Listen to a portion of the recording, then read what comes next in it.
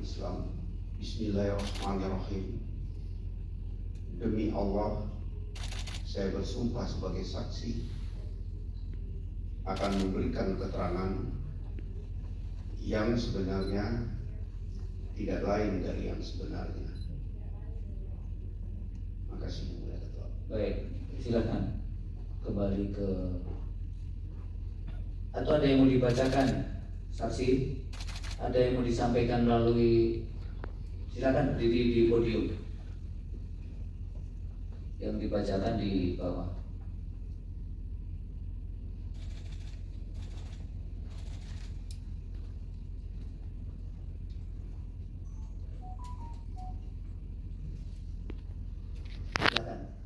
Terima kasih Yang Mulia. Assalamualaikum warahmatullahi wabarakatuh. Salam sejahtera, selamat pagi untuk kita semua. Izinkan saya membaca surat kesaksian dari saya. Yang Mulia Majelis Hakim Konstitusi, saya adalah seorang ibu dari 2 anak dengan inisial SMF yang saat ini berusia 10 tahun dan AS yang saat ini berusia 9 tahun.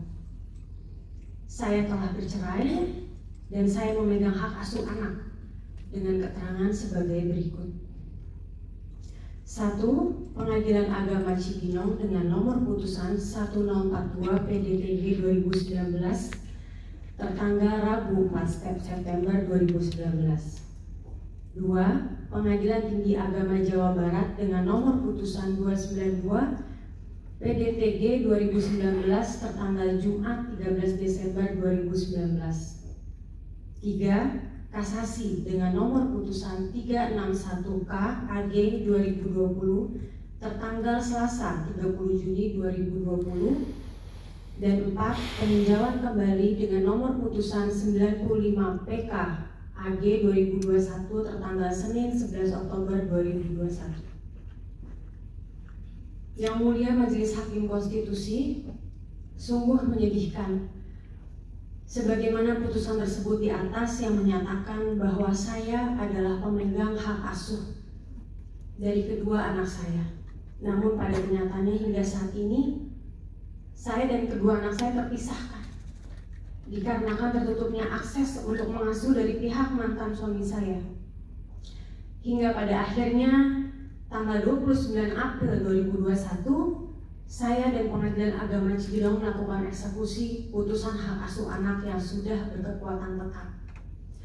Namun, Pengadilan Agama Cibinong menyatakan eksekusi tersebut gagal dikarenakan pihak termohon eksekusi tidak mau mengikuti putusan hak asuh anak dan mempersulit proses eksekusi tersebut.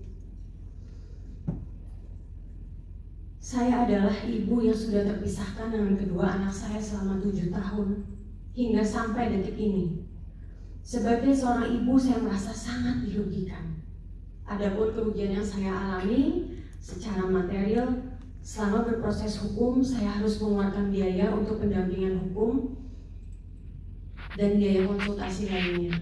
Yang kedua, secara imaterial, saya merasakan kesedihan yang luar biasa. Saya merasa tidak mendapat keadilan dari putusan hak asuh berkekuatan hukum tetap. Dan yang paling utama, sebagai ibu yang mencintai kedua anak saya tidak mengetahui bagaimana perkembangan mereka.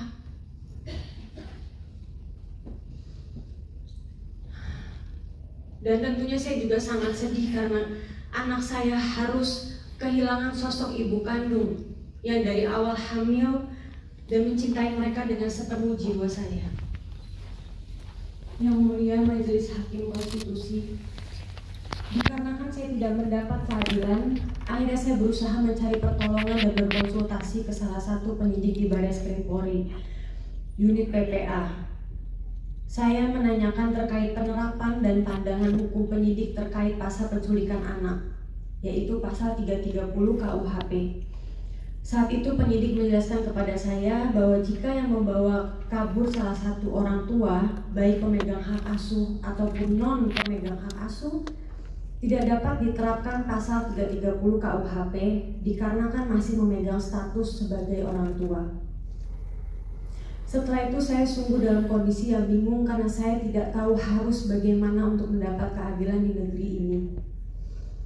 Dengan segala keterbatasan akibat dari dipisahkan dengan kedua anak saya tetap berusaha memberikan yang terbaik.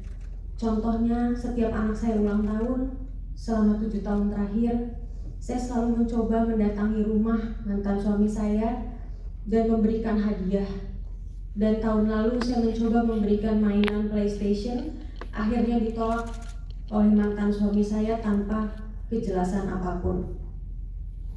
Sungguh terasa berat setiap malam saya berusaha untuk bisa beristirahat tanpa saya mengetahui kabar anak saya bagaimana. Dengan segala kerendahan hati, saya sangat berharap adanya kontribusi dari Mahkamah Konstitusi terhadap kepastian hukum, bahkan keadilan mutlak terhadap orang tua pemegang hak asuh anak berkekuatan hukum tetap yang dipisahkan paksa oleh anak kandungnya. Saya sangat percaya bahwa kontribusi dari Mahkamah Konstitusi akan memberikan dampak perubahan yang sangat positif untuk memberikan keadilan terhadap pemegang hak asuh anak berkekuatan hukum tetap dan juga kepentingan terbaik anak dalam mewujudkan hak-hak anak di negara kita tercinta Indonesia. Semoga air mata kami tidak lagi terjadi pada pemegang hak asuh anak berkekuatan hukum tetap lainnya di seluruh negara Indonesia. Demikian keterangan saksi yang bisa saya berikan. Hormat saya. Terima kasih Yang Mulia. Baik, silakan kembali ke tempat duduk.